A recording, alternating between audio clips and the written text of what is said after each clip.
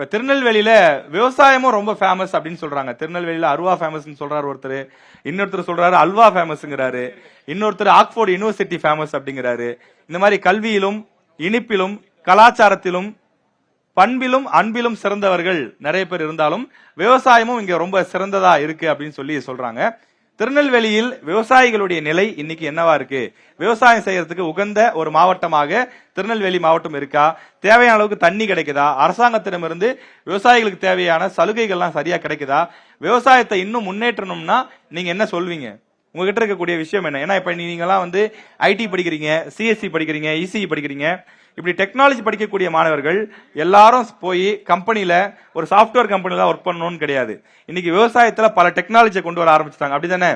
இன்னைக்கு பூச்சி தெளிக்கக்கூடிய மருந்துகள்ல drones use பண்றாங்க. பாத்திருக்கீங்களா? யாரெல்லாம் பாத்திருக்கீங்க?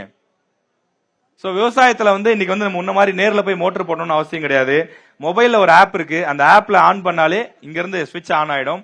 தேவையான அளவுக்கு தண்ணீர் பாஞ்சிரும். அதே மாதிரி ஆடு மாடு மேய்ஞ்சிட்டு இருக்கா, வயல்வெளி சரியா இருக்கா அப்படிங்கறத சிசிடிவி பிக்ஸ் பண்ணிட்டு வீட்டுல உட்கார்ந்தே நம்ம பாத்துக்கலாம். இந்த மாதிரியான நிறைய விஷயங்கள் வளர்ந்துருச்சு.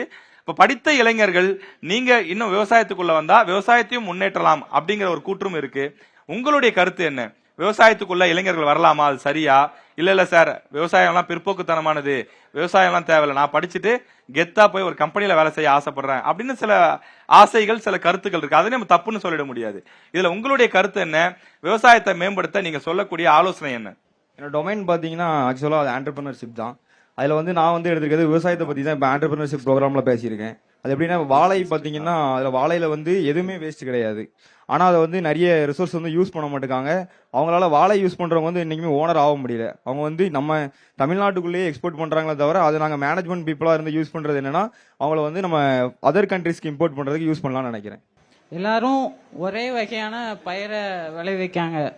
இதனால ஒரு நெல் மூட்டை 3500 இருந்துச்சுன்னா எல்லாரும் பண்ணும்போது 2600 வந்துருது. இதனால ரேட் வித்தியாசம் இருக்கு. அதனால விவசாயிங்களுக்கு கரெக்டா அட்வைஸ் பண்ணணும். எல்லாரும் ஒன் போல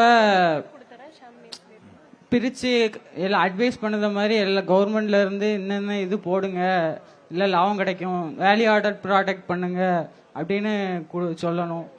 கரெக்டா வாட்டர் மேனேஜ்மெண்ட் பண்ணத மாதிரி எல்லா இன்னோவேஷனும் வந்துட்டு, ஆனா விவசாயிட்ட கரெக்டா போய் சென்ட் பண்ணத மாதிரி எதுவும் பண்ணல.